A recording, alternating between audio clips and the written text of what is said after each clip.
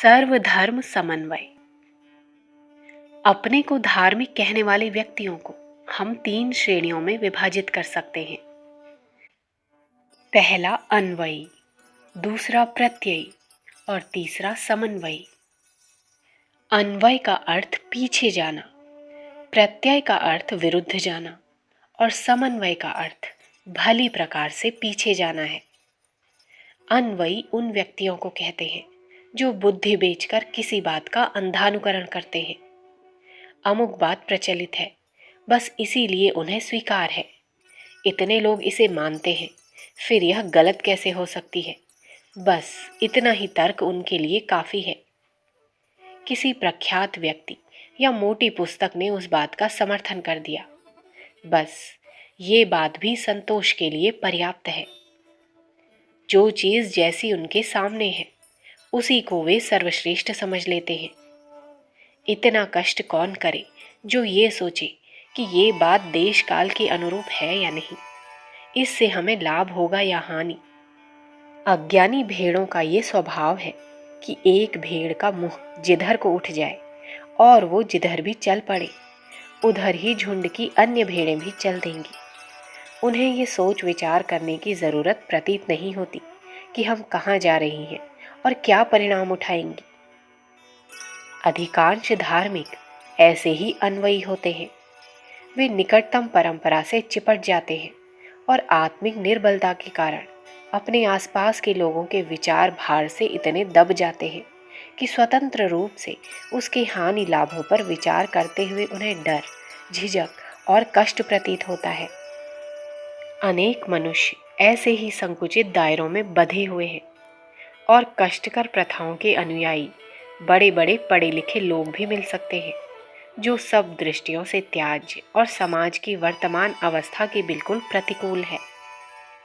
ऐसे अंधे अनुयायियों को अन्वयी कहा जाएगा। चाहे कोई धर्म कितना ही बुरा क्यों न हो, पर उसके मूलभूत सिद्धांत दूसरों से टकराते नहीं हैं। किंतु अज्ञान और अंधानुकरण जैसी 2 वस्तुएं मिलती हैं तो प्रत्यय उत्पन्न होता है। मैं दूसरे की बात को नहीं मानूंगा, ऐसा प्रत्ययी का दृढ़ निश्चय होता है। मैं सच बोलता हूं और सब झूठे हैं, ऐसी मान्यता प्रत्ययी ही कर सकता है। एक बार 2 मनुष्यों में लड़ाई हो रही थी। एक कह रहा था कि मैंने पहाड़ों को दौड़ते हुए देखा है। दूसरा कहता था कि बिल्कुल झूठ है, ऐसा हो ही नहीं सकता। पहाड़ तो अपनी जगह पर से जरा दूर भी चलने में असमर्थ हैं। दोनों ही अपनी बात पर जोर दे रहे थे और विरोधी की हठ धर्मी से चिढ़कर लड़ने मारने पर उतारू थे। गाली गलौज हो रही थी और हाथापाई की तैयारी थी।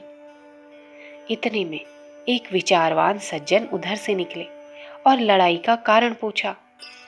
जब दोनों की बात सुन चुके तो वे मन ही मन हंसे और झगड़े का कारण समझ गए।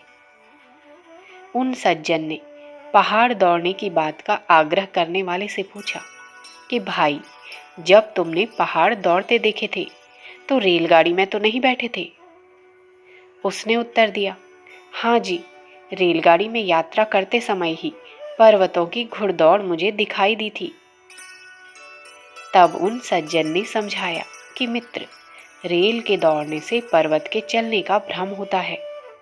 दूसरे से उन्होंने कहा कि तुम्हें किसी बात का खंडन करने के पूर्व उस बात के स्थूल रूप को झूठा करार नहीं देना चाहिए, वरन कहने वाले के दृष्टिकोण, उसकी मानसिक योग्यता और घटना का वास्तविक कारण तलाश करना चाहिए। आए दिन सांप्रदायिक कलह होने और विरोधी विचार वाले को शत्रु समझ लेने का कारण ये प्रत्यय ही है। जो मैं कहता हूँ वही ठीक है, केवल मैं ही सत्य कहता हूँ, ऐसा मानना प्रत्यय है। प्रत्यय का निश्चित परिणाम कलह है। अन्यथा धर्म पृथक पृथक तो हैं, पर आपस में टकराते नहीं। विचार भिन्नता अस्वाभाविक नहीं है, वरन आवश्यक है। फिर लड़ने झगड़ने का क्या कारण? जो धर्म के नाम पर एक दूसरे का खून पीने के लिए खड़े होते हैं, समझ लीजिए वे प्रत्ययी हैं।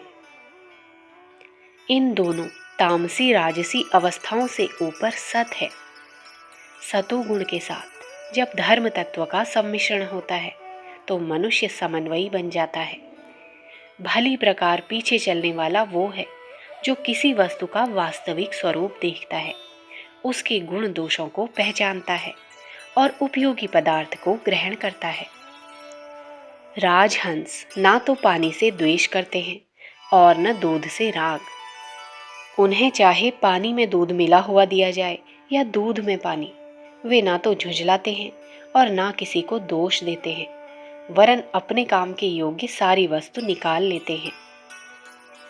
अमुक धर्म अच्छा है और अमुक बुरा, इस झगड़े में राजहंस वृत्ति के विचारवान सज्जन नहीं पड़ते।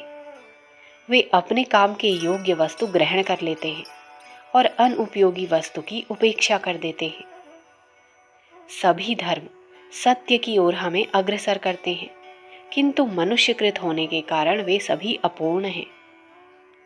यदि किसी छोटे कपड़े में फिट रहने योग्य ही अपने शरीर को बनाए रखने का प्रयत्न करेंगे तो आपको चारों ओर से अपना बदन कस देना पड़ेगा और अपने वृद्धि क्रम को रोक देना पड़ेगा।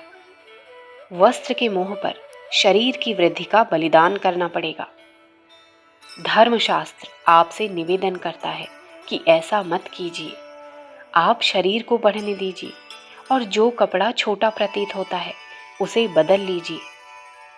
सभी धर्म में कुछ न कुछ गुण हैं और सभी में कुछ न कुछ दोष, इसलिए निष्पक्ष होकर उन्हीं सिद्धांतों को अपनाइए जो आपको आत्मकल्याण की ओर अग्रसर करते हैं। आप उन्हीं प्रथाओं को अपनाइए जो आपको संतोष प्रदान करें। आपकी आध्यात्मिक चेतना में यदि कोई मजहबी मान्यता विरोध उत्पन्न करे, यदि आपकी आत्मा पुकारे कि मेरे लिए ये रिवाज असत्य है, तो आप उस प्रथा को मानने से इनकार कर दीजिए। मार्ग आत्मा को उन्नति के लक्ष्य पर पहुंचाने के लिए है, मार्गों पर चलने के लिए आत्मा का अस्तित्व नहीं है। आप मानसिक दास्ता के विरुद्ध बगावत का झंडा खड़ा कर दीजिए। दूसरे लोग ऐसा कहते हैं या मानते हैं, ये कोई कारण नहीं है कि आपको भी वैसा ही करने या मानने के लिए बाध्य करें। हर व्यक्ति अपनी अलग अलग कक्षा में विकास कर रहा है, आपका विकास क्रम भी अलग है। हर व्यक्ति का धर्म दूसरे से सर्वथा भिन्न है, आपका धर्म भी दूसरों से बिल्कुल स्वतंत्र है। आप अपनी आत्मा में उठने वाले ईश्वरीय संदेश को सुनिए और उसी के अनुरूप मानसिक भोजन जिस खेत में भी मिले उसमें से चर लीजिए।